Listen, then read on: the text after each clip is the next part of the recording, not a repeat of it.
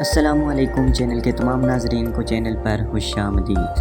ناظرین، senate election میں تحریک انصاف کے رکن قومی اسمبلی شہریار آفریدی کا ووٹ مسترد ہوا ہے۔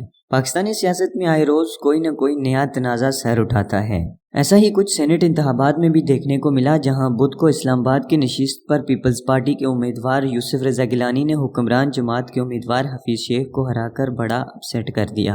الیکشن کمیشن کے ریٹرنگ افسر کی جانب سے اعلان کردہ غیر حتمی اور غیر سرکاری نتائج کے مطابق 340 ارکان پارلیمان کے جانب سے ڈالے گئے ووٹوں میں سے یوسف رضا گیلانی کو 169 جبکہ حفیظ شیخ کو 164 ووٹ ملے۔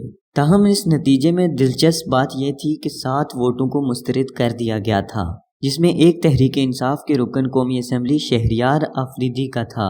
ناظرین، گزشتہ روز میں ووٹ ضائع کرنے کی ترکیب بتاتے ہوئے علی گیلانی کی ویڈیو تمام ٹی وی سکرینز پر چل رہی تھی۔ تاہم اگلے ہی روز ابھی پولنگ کا عمل جاری ہی تھا کہ حکمران جماعت کے MNA شہریار آفریدی کی جانب سے الیکشن کمیشن سے ایک خط میں یہ درخواست کی گئی کہ طبیعت ناساز تھی، جس کی وجہ سے وہ جماعت کی جانب سے الیکشن کی تیاری میں حصہ نہیں لے سکے اور ووٹ پر نمبر لکھنے کے بجائے دستخط کر آئے ہیں، اس لیے انہیں دوبارہ ووٹ ڈالنے کی اجازت دی جائے۔ انہوں نے خط میں یہ بھی لکھا کہ الیکشن کمیشن کا عملہ ان کی رہنمائی کرنے میں ناکام رہا۔ الیکشن کمیشن کی جانب سے ان کی یہ درخواست مسترد کر دی گئی ہے اور مقامی میڈیا پر چلنے والی خبروں کے مطابق انہیں عمران خان کی جانب سے سرزش کا سامنا کرنا پڑا۔ ناظرین، یہ سوال اٹھتا ہے کہ اتنے عرصے سے رکن پارلیمنٹ رہنے والے شہریار آفریدی اتنے اہم موقع پر یہ غلطی کیسے کر سکتے ہیں، اور آخر کن وجوہات کی بنیاد پر ووٹ مسترد کر دیا جاتا ہے؟ اس ویڈیو میں ہم اسی بارے میں ذکر کریں گے۔ اگر آپ نے ابھی تک چینل سبسکرائب نہیں کیا تو چینل سبسکرائب کر لیں۔